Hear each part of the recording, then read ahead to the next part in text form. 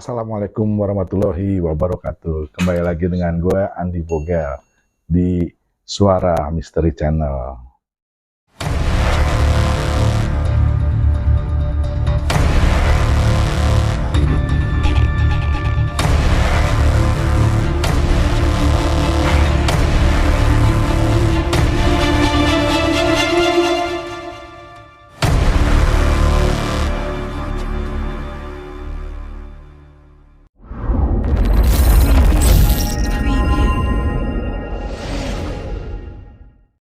Yuk sama-sama kita dengarkan cerita-cerita pengalaman horor dari narasumber gua.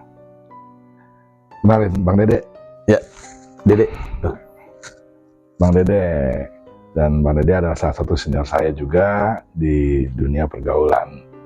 Bang, ini Bang mungkin para ladang ini ingin mendengar cerita pengalaman horor apa yang ada di Abang jalanin lah waktu masih hidup deh.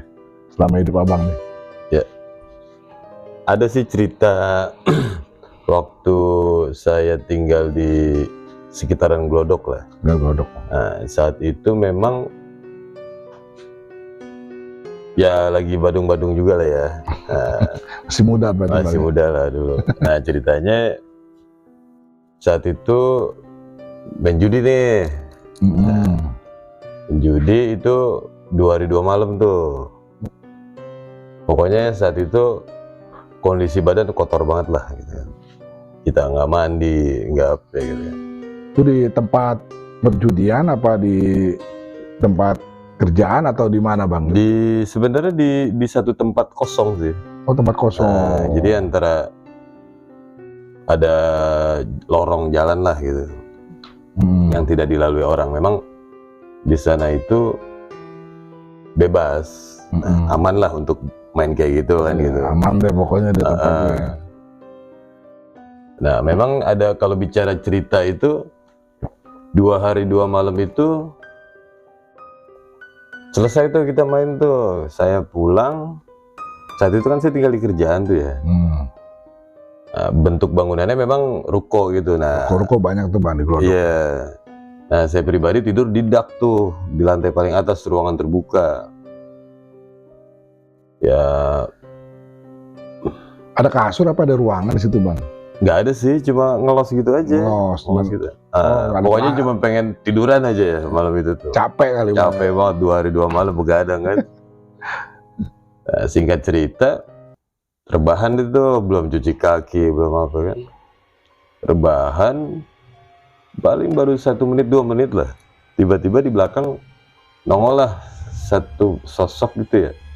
Dari belakang kepala dia kayak nengokin gitu, kayak nengokin dari belakang gimana sih gitu. Nunduk begini Bang? Iya.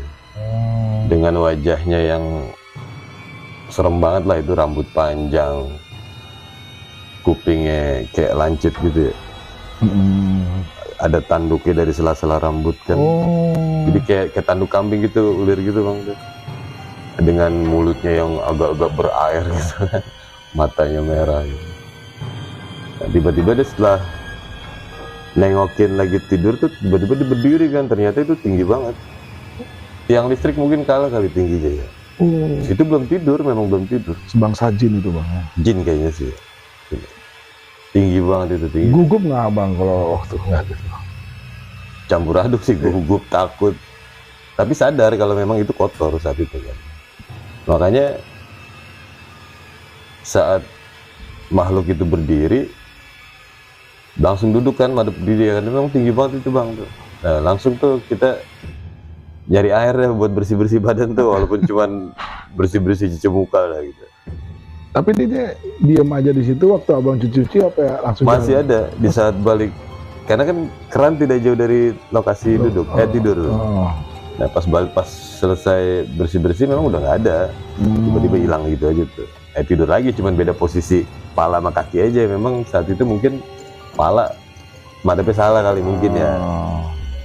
Nah itu aja sih, sempat ditongolin kayak gitu tuh. Ngeri banget sih. Waduh, bisa ngebayang tuh Bang, kalau aneh tuh lagi ngeliat gitu.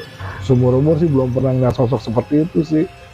Jadi kalau orang parno bisa loncat dari lantai 4 itu. Waduh, larian itu Bang, itu udah panik campur apa gitu tuh. Iya. Mungkin ada cerita lain lagi Bang, selain teman atau siapa di situ tempat itu? Kalau teman memang di daerah sekitaran Glodok itu kan memang banyak bangunan-bangunan lama ya.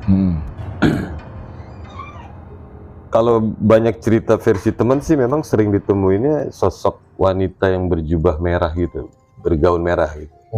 Dan itu memang ada satu gedung lama banget lah, sampai saat ini pun masih ada gitu. Dan itu posisi gedungnya ada di dalam hotel. Jadi masih ada bentuk gedung. Gedung dalam hotel Bang? Iya, gedung lama zaman dulu, tapi di dalam hotel yang baru gitu. Direnov Nah, jadi tetap ada gedungnya gitu, tidak dibongkar. Nah, itu sekitaran daerah Gajah Mada lah. Namanya Gedung Chandranaya. Nah, itu memang zaman dulu masih bebas keluar masuk. Nah, itu memang orang-orang sekitar itu yang suka duduk di sana itu suka ditongolin sosok wanita yang bergaun merah. Jubah itu. Kalau kata orang yang pernah lihat sih bilangnya kayak orang-orang none Belanda gitu. Mungkin ya. Serem juga sih ceritanya banyak. Dan itu memang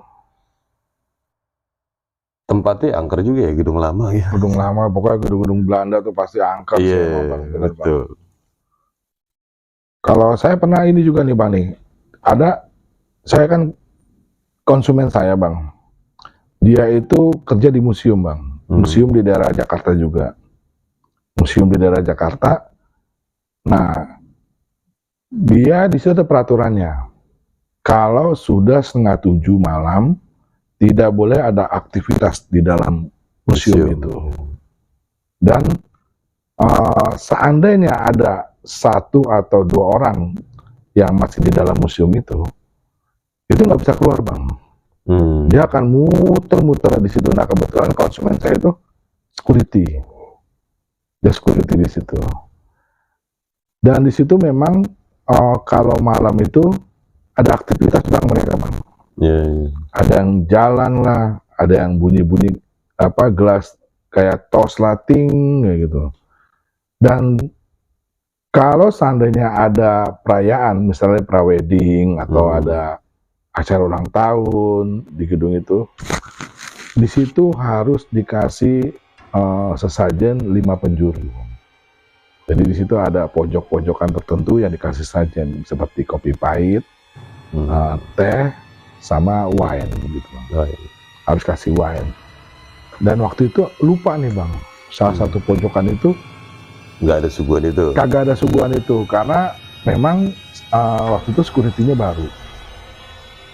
Nah, acara itu diganggu Bang, lampu mati lah, bunyi-bunyi yang aneh lah di gedung itu.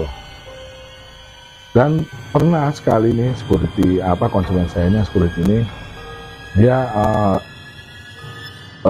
keliling lah gitu, ngecek lokasi. Dia lagi jalan ngecek lokasi, dia ketemu sama orang Belanda Bang. Dia pikir itu pengunjung. Kok ada pengunjung yang belum keluar nih? Ditanya sama dia, Mister, sudah malam, keluar, katanya. Diam aja itu orang bulenya. Mister, maaf nih, sudah malam, Mister harus keluar dari gedung ini, katanya. Nah, akhirnya orang Belanda itu dengar dia jalan masuk ke tembok. Tembus tembok. Dia lari sekencang-kencang. Makanya sekarang dia masih kerja Bang. Kemarin juga saya ketemu juga sama dia. Dia bilang, saya tanya gini, Bang, gimana Bang? Masih angker nggak? Wah, masih angker Bang. Katanya kalau di situ mah emang dari dulu angker gitu. Bang, kalau zaman-zaman Belanda itu yang anehnya itu setannya setan Belanda Bang, bukan setan orang Indonesia. Setan bule ya. Setan bule. Ada lagi Bang cerita lain Bang itu Bang, selain di Glodok mungkin? Iya, Kalau cerita ini sih ada di tempat kampung halaman Bang, di wilayah Jakarta Selatan, di wilayah Kebayoran sih, Jalan Wijaya. Jalan Wijaya. Jadi waktu itu kalau boleh cerita, saat itu masih usia SMP lah. Nah, rutinitas kita itu kan dulu itu kan setiap malam takbiran itu kan kita mukul beduk nih Bang. Nah, kita mukul beduk biasa tuh Bang, kita keliling kampung, terus kita ke jalan raya. Bangunin sahur? Enggak, takbiran. Oh, mau kita takbiran. Malam takbir. Ya. Saat itu malam takbir, kita takbiran, selesai keliling. Itu setiap tahun kita lakukan tuh Bang. Nah, ada satu waktu saat kita pulang takbiran keliling itu tuh, kita pakai gerobak itu, pulang nih kita ke musola Bang untuk mulangin beduk nih. Iya. Nah, karena kita capek kan sama teman-teman, tidurlah kita di teras musola nih. Jadi memang dulu, pokoknya itu yang saya bilang tadi, itu rutinitas kita tuh setiap malam takbiran pukul beduk. Jadi kita selalu itu kalau tangan kita belum berair, kita belum selesai mukul beduk tuh Bang. Waduh. Itu udah setiap tahun tuh kita, anak-anak zaman saya tuh dulu gitu. Nah, singkat cerita, capek lah kita tidur lah nih di teras musola. Mungkin itu sekitar jam 2 atau setengah 3 lah. Nah, ada satu kejadian yang ngeri juga ya malam itu. Jadi tidur nih Bang kita sama-sama teman-teman nih. Nah, saat kita tidur, tahu-tahu nih posisi saya ada di bawah kurung batang. Wah? Iya, jadi di samping musola itu kan, ini musola zaman dulu Bang ya, musola lama lah gitu, musola tua lah. Nah, untuk kurung batang sendiri kan umumnya biasanya kan ditaruh samping masjid tuh Bang, yang tempat gelap. Iya, biasalah di sampingnya. Iya. Nah, itu jadi ada satu rak gitu ya, 3 susun, yang di bawahnya itu saat itu kalau nggak salah ada kayak bekas apa namanya, kedebong pisang gitu kan. Biasanya kan kalau gitu kan suka ada bekas orang meninggal ya. Nah, untuk di rak berikutnya itu kan tikar pandan gitu, tikar mayat orang-orang nyebutnya. Nah, di paling atas itu kurung batang. Nah, posisi saya itu ada di tengah-tengah rak itu, di atas tikar pandan tadi. Ya kaget lah saya itu kan, bangun kaget saya itu. Tempat itu gelap banget kan. Lari, jatuh lari, balik lagi ke teras musola tuh. Tapi ada yang tidur masih anak-anak? Masih ada yang tidur. Udah bingung aja tuh kan, bangunin tuh cerita tuh. Pada bangun ya, akhirnya bangun semua kan, takut semua. Tapi memang di sana itu agak serem sih Bang memang ya. Jadi ada teman sendiri juga seusia saya dulu, saat kita mau sholat subuh gitu ya, itu ada yang melihat tangan terbang tuh Bang, tangan sepotong. Nah, itu memang ada beberapa yang dikasih lihat sebenarnya sih ya, kalau bicara usia saya dulu gitu ya. Situ tuh, nah musola. Tangan keluar dari mana tuh Bang biasanya? Kagak, terbang aja gitu separuh. Nah, gitu. Jadi kayak jalan aja gitu, jalan. Nggak ada badannya, tangan aja. Wah, horor juga. Masjid tuh. Nah, jadi ada beberapa yang dikasih lihat sebenarnya Bang, teman-teman seusia.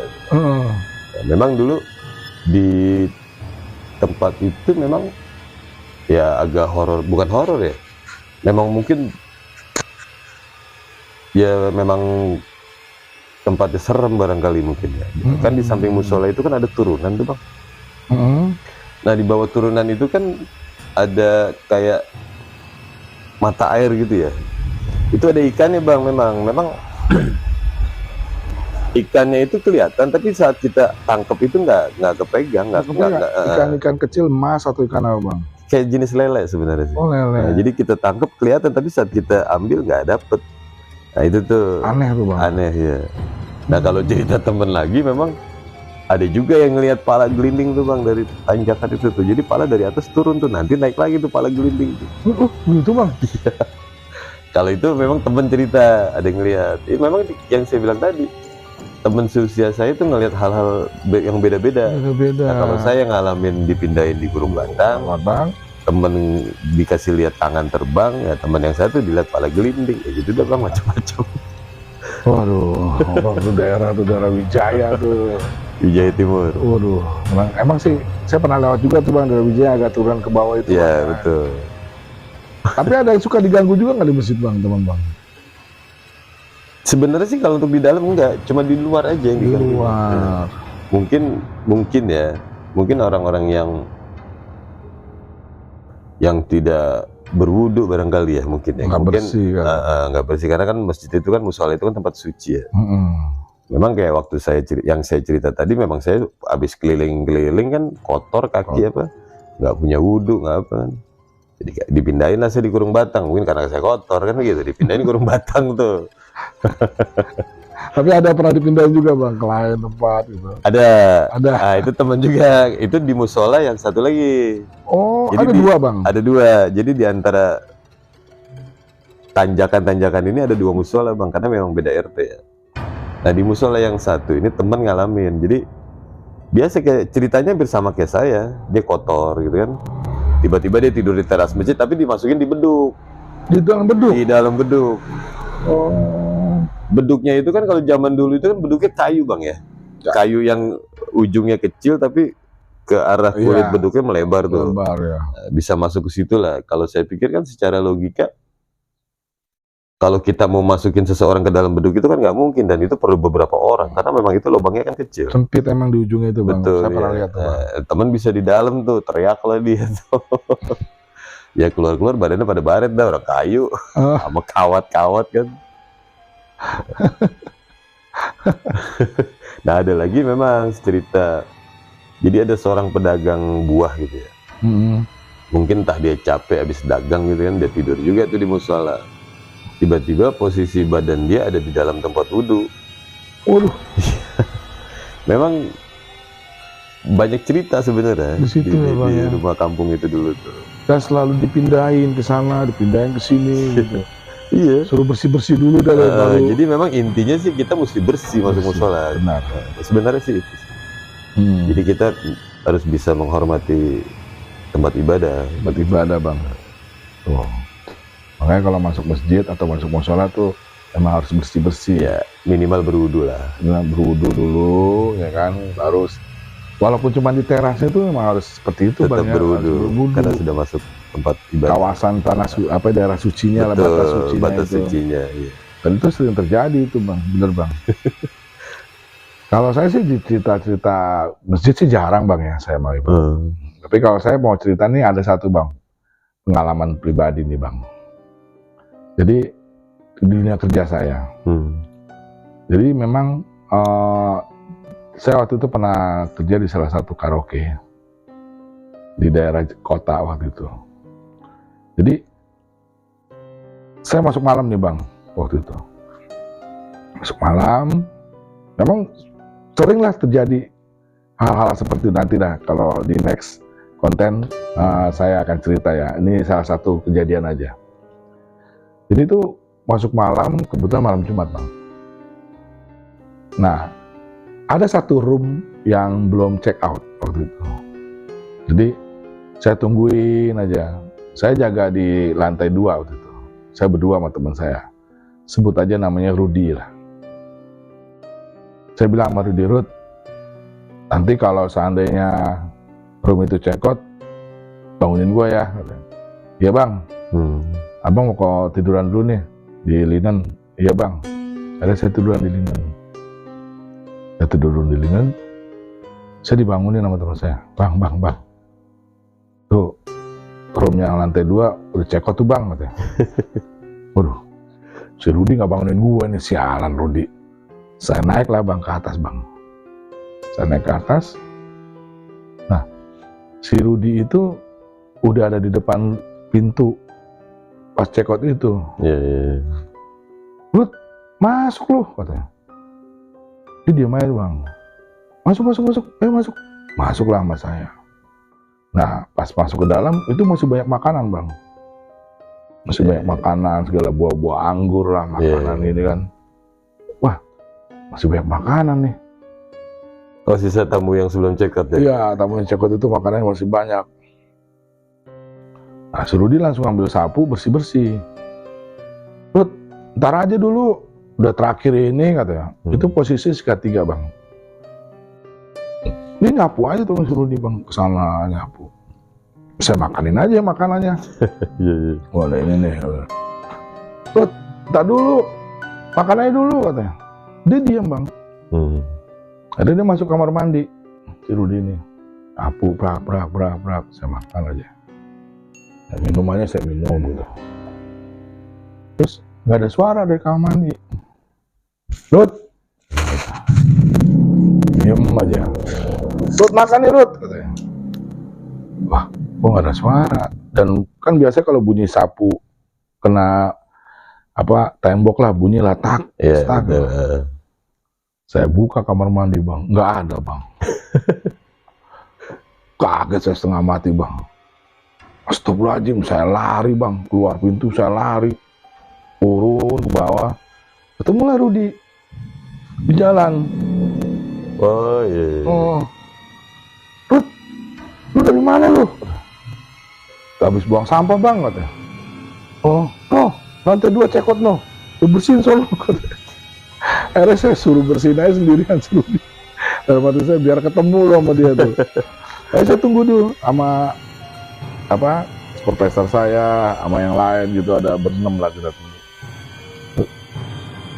Di lu nggak berhenti si Rudi katanya. Ah biarin tuh bos, dia sendiri. Gue ketemu bos, mau setan gue. Ya kalau di situ mah bang udah biasa bang. Ketemu setan biasa bang. Temen apaan lu?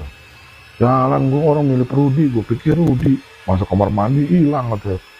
Wah, ketemu dia di room berapa lo? Nah di situ paling ditakutin room 308 bang. Oh iya. Jadi kalau di room 308 itu sering terjadi. Mungkin dulunya ada kejadian apa kali ya? Pernah ada kejadian apa mungkin? Entah tuh bang, kalau di room itu bang. Kita juga kalau lagi pagi-pagi kan belum ada tamu bang, clear up di situ bersih-bersih gitu. Kalau dari TV itu, TV karaoke itu kelihatan bang lagi nunduk ya bang.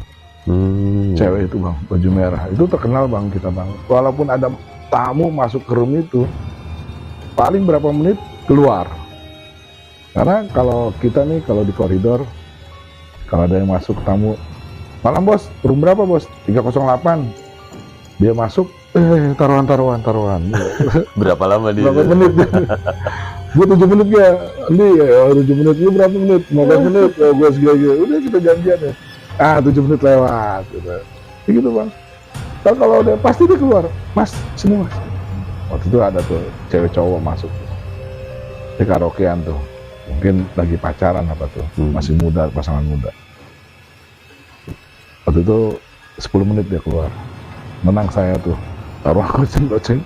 Wah udah menang lagi lu nih, iyalah. Kenapa bos? Itu siapa masih dalam? Memang kalau di sini waiternya nunggunya di dalamnya mas, di luar pak ada. Itu kok ada cewek sih di dalam, serius itu. Jadi posisinya kalau kita karaoke kan nih bang, karaoke ini TV ya. Jadi di pojok sini bang, cewek itu duduk ngeliatin aja. Serem juga. Kita nyanyi kan ngeliatin risih bang. Akhirnya dia lewat masuk kamar mandi situ. Jadi washroomnya emang di dalam ruangan terus, di dalam ruangan lah. Tadi keluar, diri lagi situ. Nggak ngomong dia tuh ya? Nggak ngomong bang, dia pasti ngeliatin aja dengan matanya yang tajam tuh kata itu. Terus dia nyanyi lagi. Nah pas dia lagi masuk ke WC itu, nih cowok keluar, mas panggil saya waktu itu. Sekarang di mana deh pak? Tuh lagi di kamar mandi tuh, cepat usir tuh. Gangguin saya aja, saya udah tahu, ya kan? Pas saya lihat, ini pak nggak ada orang katanya. Kaget gitu. Saya boleh ganti room nggak? Ganti room pak, tenang. Terus saya bilangin nama bagian depan juga JRS dulu. Saya bilangin gitu. Pernah juga waktu itu ada dia kayak orang kerja dia jadi berlapan itu. Saya masuk room itu. Dan saya juga waktu itu yang jaga di koridor itu. Wah, masuk room itu tuh. Ini karena berdua goceng-goceng. Lu lagi yang menang tar nih kata. Berapa menit gitu. Udah, gue 15 menit. Gue 20 menit. Jadi dia nyetel musik host. Musik host. Akhirnya pas agak lama itu setengah jam, akhirnya kita nggak ada yang menang. Setengah jam dia keluar. Mas ini mas. Ya bos, itu cewek siapa ya mas? kan saya nggak pesen cewek mas, katanya. Oh, emang ada cewek bos? Iya, itu klien-klien saya loh, bikin malu aja. Pakai dia naik di atas meja lagi dia onnya, jadi naik ke atas meja. Iya. Jadi semua pada duduk di bawah, dia di atas meja tuh bang, begini-begini aja tuh palanya tuh. Usir mas, katanya. Wah, saya mau nyerahin lampu, takutnya mereka ngedrop ya kan. Saya liatin aja, nggak ada bos. Tadi ada tuh mas di atas meja, dia diri tuh mas, katanya. Jadi ceweknya itu diri di atas meja. Ah, itu sering bang, di situ sering banget.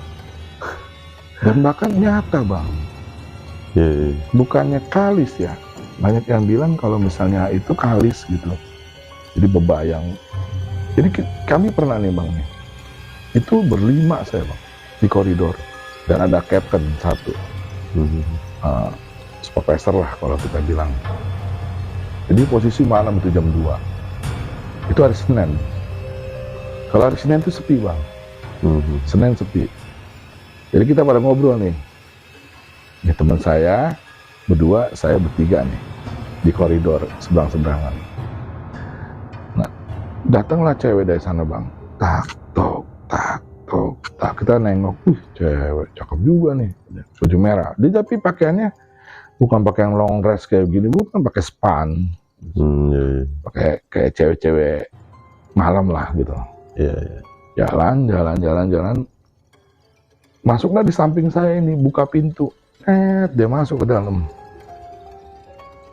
Wah bos, ada tamu tuh, mau nerus kali, gitu. Maksudnya dia habis on di mana, karena udah tutup, nerus ke tempat kita kerja. Masuk tuh bos, udah. Bilangin tuh berapa orang, biar kita siapin nanti gelasnya apanya. Telepon pakai hati ya. Diaras, udah. Ini ada tamu ya, nyusul ya. Nggak ada, katanya. Ini siapa nih cewek masuk nih? Suruh keluar tuh. Saya mungkin kapten saya bilang itu LC kan. Kalau mau kencing jangan di dalam, kan di lobi banyak kencing. Suruh keluar tuh, suruh keluar LC. Masuklah kita berempat tuh. Masuk bisa semua kagak ada, lari terbirit-birit kita bang. Buka pintu kita lari di koridor, kapten saya ikut lari juga. Ngumpul di lobi ya. Setan yang iya setan gitu. Sialan. Kok bisa, kita pada bisa ngeliat semua sih katanya. Nah itu bang, itu bang. Ya gaib lah itu. Nah, tempat kerja saya tuh itu. Mungkin kalau teman-teman saya nonton nih, dia tuh pasti banyak cerita juga tuh teman-teman saya tuh. Itu baru saya yang ngalamin, belum yang lain. Kalau di sana sering ketemu kita begini bang. Papasan itu. Teman kerja. Ya. Terus sombong lu Ndi, kemarin gua tegur lu lewat-lewat aja. Gue libur katanya. Oh sialan, gue ditemuin di. Pasti bang, temuin. Tempatnya angker bang kita bang. Iya.